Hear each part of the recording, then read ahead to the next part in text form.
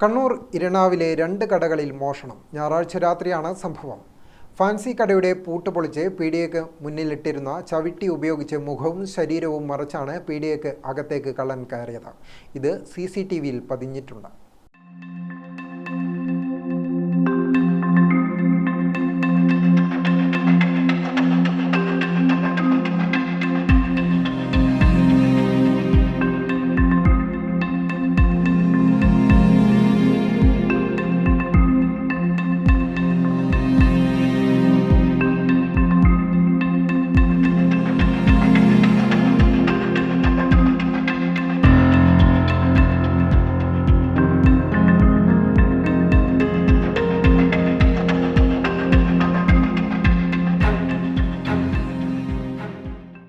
ചവിട്ടിക്കൊണ്ട് മുഖവും ശരീരവും മറച്ചതുകൊണ്ട് മേലിൽ ഈ കള്ളൻ ചവിട്ടിക്കള്ളൻ എന്ന പേരിൽ അറിയപ്പെടുമെന്നാണ് തോന്നുന്നത്.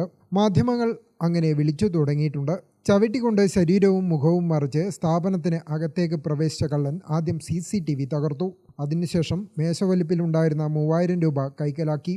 ഫാൻസി കടയ്ക്ക് തൊട്ടടുത്തു തന്നെയുള്ള പഴക്കടയിലും കള്ളൻ കയറിയിട്ടുണ്ട്. ഫാൻസി കടയുടമയുടെ ബന്ധുവിൻ്റേതാണ് പഴക്കട. എന്നാൽ പഴക്കടയിൽ നിന്നും പണമായി ഒന്നും കള്ളന് ലഭിച്ചില്ല. കണ്ണപുരം പോലീസ് സ്ഥലത്തെത്തി തെളിവുകൾ ശേഖരിച്ച് അന്വേഷണം ആരംഭിച്ചിട്ടുണ്ട്. ചവിട്ടിക്കള്ളൻ ഉടൻ പിടിയിലാവുമെന്ന് കരുതാം.